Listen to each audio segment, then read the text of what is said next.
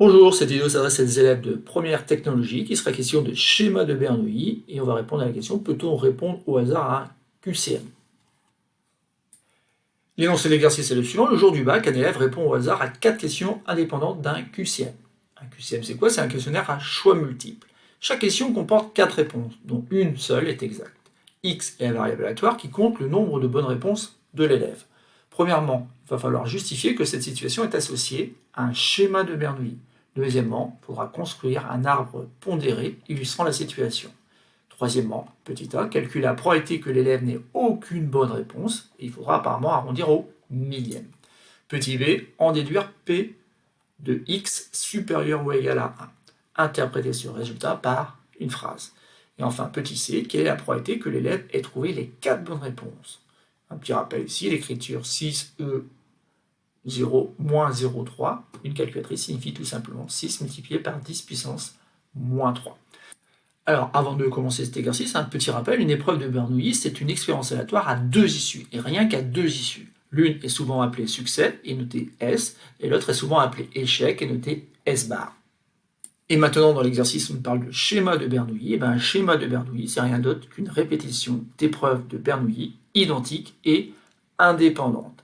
Donc maintenant qu'on a fait ces petits rappels de cours, je vous conseille d'appuyer sur pause et essayer de répondre donc aux diverses consignes de cet exercice.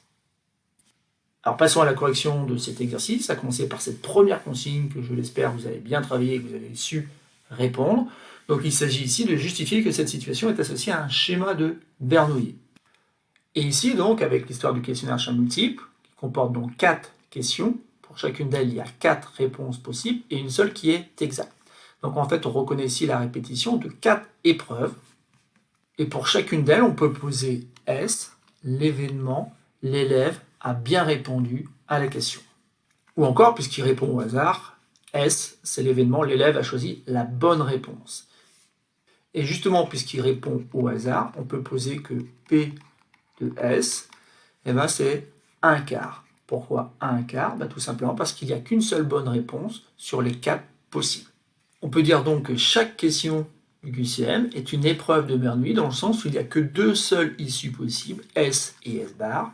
S bar étant bien sûr l'événement, l'élève n'a pas choisi la bonne réponse.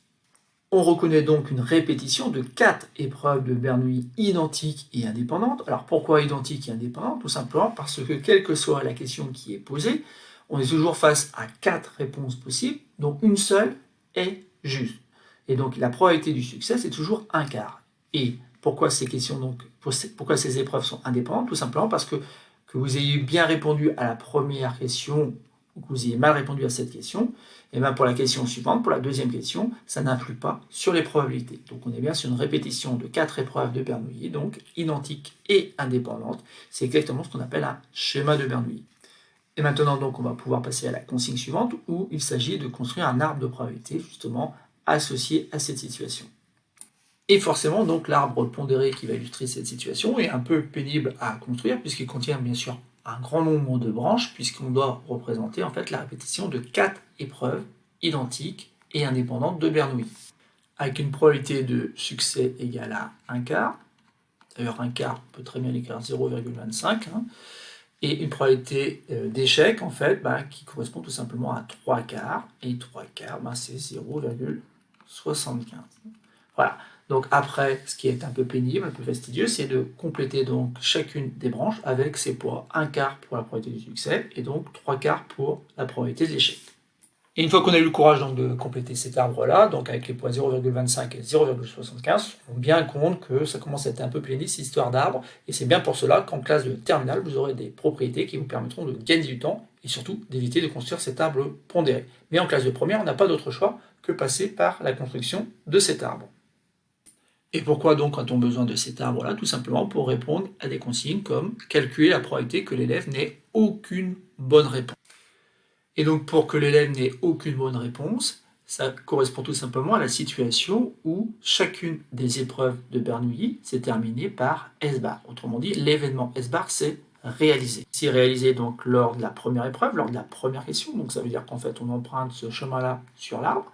Mais pour la deuxième question, la deuxième épreuve donc s'est terminée par S bar, autrement dit l'événement, l'élève n'a pas su répondre, c'est réalisé, et ainsi de suite. Donc pour la troisième question, Et enfin, pour la quatrième question.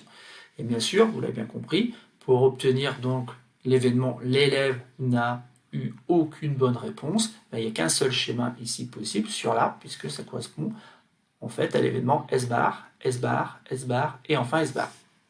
Et d'ailleurs, le plus simple ici pour écrire donc cette situation-là, c'est tout simplement d'utiliser donc la variable aléatoire qui compte le nombre de bonnes réponses de l'élève. Et notamment ici, au bout de ce schéma-là, x prend la valeur 0.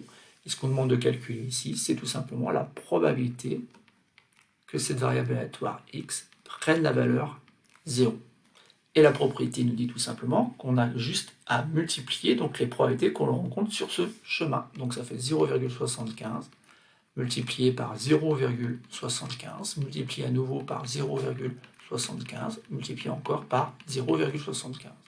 Alors les plus malins auront remarqué que tout simplement cela correspond à 0,75 à la puissance 4. Et ensuite, bien sûr, on prend la calculatrice, et à la calculatrice, on obtient 0,316, puisqu'on nous demande dans l'énoncé d'arrondir au millième.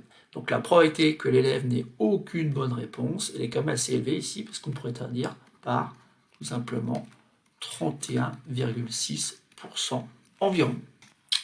Et donc maintenant, on va pouvoir passer à la consigne suivante, où on nous dit en déduire P de x supérieur ou égal à 1. Interpréter ce résultat par une phrase. Alors, bien sûr, en mathématiques, il faut faire très attention aux consignes, et notamment une consigne qui commence par en déduire, ça veut dire qu'en fait, il ne doit pas y avoir énormément de calculs, et surtout qu'il va falloir donc se servir des questions précédentes, notamment de la question précédente, où on a calculé P de x égale 0. Et pour calculer donc la probabilité que grand X prenne une valeur supérieure ou égale à 1, on pourrait imaginer ajouter donc la probabilité que grand X est égal à 1, plus la probabilité que grand X égale 2, plus la probabilité que grand X égale 3, plus la probabilité que grand X égale 4. Mais est-ce une bonne idée, sachant qu'en fait ici, aucune de ces 4 probabilités n'ont été calculées dans cet exercice? Il faut sûrement penser à autre chose. Et ici, cette autre chose, c'est tout simplement l'événement contraire de l'événement grand X supérieur ou égal à 1. Et l'événement contraire de P de grand X supérieur ou égal à 1, c'est tout simplement P de x inférieur à 1. Ben oui, mais P de x inférieur strictement à 1, ça correspond au fait que la variable aléatoire ici, x, prend une valeur strictement plus petite que 1, ou encore la valeur 0. Et le lien qu'il existe entre ces deux probabilités-là, c'est tout simplement le fait que P de x supérieur ou égal à 1, c'est rien d'autre que 1 moins la probabilité que x soit inférieur strictement à 1. Autrement dit, on va utiliser donc ici la probabilité de l'événement contraire, et vous allez voir que ça va très vite, puisqu'il va falloir donc faire 1 moins P de x égale 0, et donc ça vaut environ 1 moins 0,316, puisque je vais remplacer ici la probabilité que x égale 0 par le résultat qu'on a obtenu à la question précédente, et donc ça vaut environ 0,684. On me demande de faire une phrase pour interpréter ce résultat-là. C'est tout simplement le fait que la probabilité d'obtenir au moins un point est 0,84 environ. Enfin, passons à la dernière consigne de cet exercice. Et cette dernière consigne, c'est quelle est la probabilité que l'élève ait trouvé les 4 bonnes réponses. Donc il y a un petit rappel sur l'écriture, parce qu'on peut peut-être trouver quelque chose d'assez petit. Et donc ici, c'est très simple, puisqu'en fait, pour que l'on ait 4 bonnes réponses, il faut que la variable aléatoire qui compte le nombre de bonnes réponses prenne la valeur 4. Il n'y a pas 36 possibilités d'obtenir 4 bonnes réponses, il faut que, qu'à chaque épreuve, l'événement S se réalise. Autrement dit, ici, il n'y a qu'un seul chemin sur cet arbre qui permet d'obtenir 4 bonnes réponses. Et donc la probabilité que grand X égale 4, ça fait 0,25 multiplié par 0,25 multiplié par 0,25 multiplié par 0,25. Ce qui fait encore 0,25 à la puissance 4.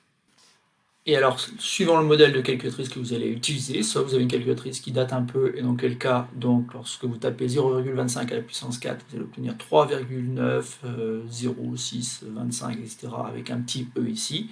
Et ce petit e ici, comme nous rappelle l'énoncé, en fait, ça correspond à 10 puissance moins 3.